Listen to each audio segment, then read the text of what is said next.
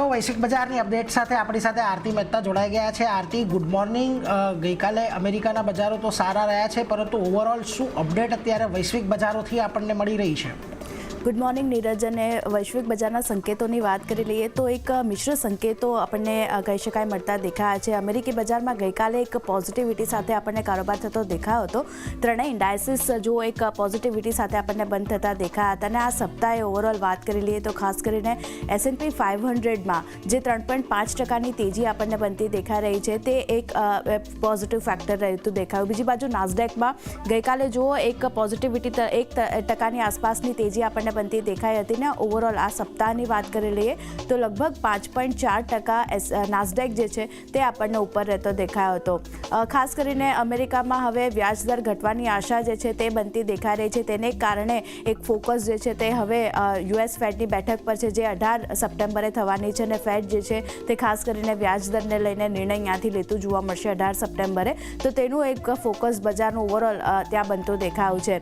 બજારમાં 35% લોકોને એવું લાગી રહ્યું છે કે વ્યાજદરમાં જે છે તે 0.50% જે છે તે કાપની અપેક્ષા તેઓ રાખી રહ્યા છે। 35% લોકોએ અપેક્ષા રાખી રહ્યા છે। બીજી બાજુ ECB દ્વારા જે વ્યાજદરમાં કાપ કરવામાં આવ્યો છે, ECBએ ખાસ કરીને 0.25% વ્યાજદર જે છે તેમાં એક કાપ કર્યો છે। તો એક સેન્ટિમેન્ટ જે છે તે સ્ટ્રોંગ બનતું દેખાયું છે કે હવે ખાસ કરીને US ફેડ પણ વ્યાજદરમાં કાપ કરી શકે છે। એને કારણે પોઝિટિવિટી જે છે તે આપણને ઓવરઓલ માર્કેટમાં બનતી દેખાઈ રહી છે।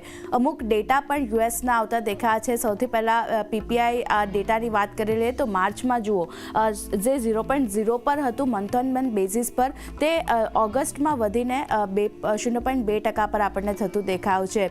કોર PPI ડેટાની વાત કરી લઈએ તો ત્યાં પણ એક વધારો આપણને જોવા મળતો દેખાવ છે। -0.1 થી ઓગસ્ટમાં 0.3% પર આજે કોર PPI દર છે તે આપણને પહોંચતો દેખાવ છે। આ દર યર ઓન યર બેઝિસ પર આપણે જોઈએ તો અહીંયા એક થોડો ઘણો વધારો આપણને જોવા મળતો દેખાવ છે। 2.1% થી વધી અને 2.4% પર ઓગસ્ટમાં યર ઓન યર બેઝિસ પર કોર PPI ડેટા જે છે તે આપણને આવતા દેખાયા છે। પણ બીજી બાજુ જોબલેસ ક્લેમની વાત કરી લઈએ તો અહીંયા થોડું ઘણું આપણને ઘટાડો જોવા મળતો દેખાવ છે, કારણ કે ખાસ કરીને જે ઓગસ્ટની વાત કરી લઈએ 2.34% પર હતું, તે સપ્ટેમ્બરમાં 2.30% પર આપણને રહેતું દેખાયું છે।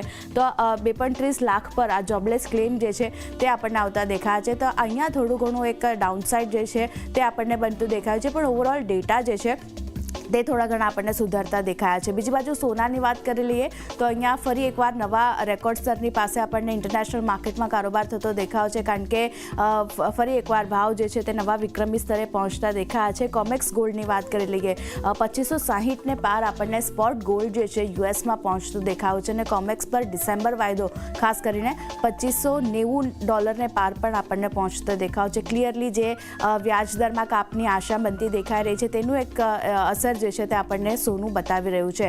પણ ક્રૂડ આપણા બજારમાં તે થોડું ઘણું નેગેટિવિટી બતાવી શકે છે, કારણ કે ફરી એકવાર નીચલા સ્તરેથી રિકવરી આપણને આવતી દેખાઈ રહી છે। અને કિંમતોમાં લગભગ 2.50% જે છે તેનો આપણને વધારો જોવા મળતો દેખાવ છે। અને બ્રેન્ટની વાત કરી લઈએ તો અહીંયા લગભગ હવે $72ની પાર આપણને કારોબાર થતો દેખાયો છે। બીજી બાજુ WTIની વાત કરી લઈએ તો અહીંયા લગભગ $69ની ઉપર આપણને WTI ક્રૂડ જે છે તે ટ્રેડ કરતું દેખાઈ રહ્યું છે।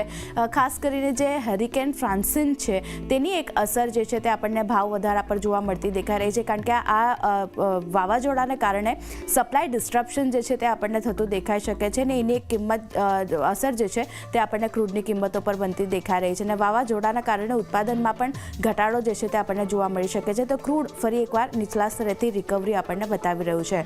ઓવરઓલ એશિયન માર્કેટની વાત કરી લઈએ તો ત્યાં થોડું ઘણું પોઝિટિવિટી અને મિશ્ર સંકેતો આપણને બનતા દેખાયા હતા। જ્યાં જુઓ નિકેઈમાં 0.5% વધારેની નરમાશ, પણ શેંઘાઈ અને હેંગસેંગમાં ફ્લેટ ટુ પોઝિટિવ કામકાજ અને હેંગસેંગમાં સૌથી વધારે 1%થી વધુની તેજી બનતી દેખાઈ રહી છે। કોસ્પીમાં પણ નેગેટિવિટી, પણ સ્ટ્રેટ ટાઈમ્સ અને તાઇવાન ઇન્ડેક્સ જે છે તે આપણને પોઝિટિવિટી બતાવી રહ્યા છે। તો એશિયન માર્કેટ તરફથી થોડા મિશ્ર સંકેતો છે, પણ ગિફ્ટ નિફ્ટી શરૂઆતી કારોબારમાં 41 પોઈન્ટની પોઝિટિવિટી આપણને બનતી દેખાઈ હતી। અત્યારે 59 પોઈન્ટની પોઝિટિવિટી ખાસ કરીને ગિફ્ટ નિફ્ટી ઇન્ડિકેશન આપી રહ્યું છે। અને 25,395ના લેવલ્સ જે છે તે અત્યારે ખાસ ઇન્ડિકેશન ગિફ્ટ નિફ્ટી તરફથી બનતા દેખાયા છે। તો ખાસ કરીને જે રીતે US માર્કેટ તરફથી પોઝિટિવ સંકેતો છે, આપણા માર્કેટ પણ ખાસ કરીને પોઝિટિવિટી સાથે ઓપન થાય તેવા સંકેતો બનતા દેખાઈ રહ્યા છે।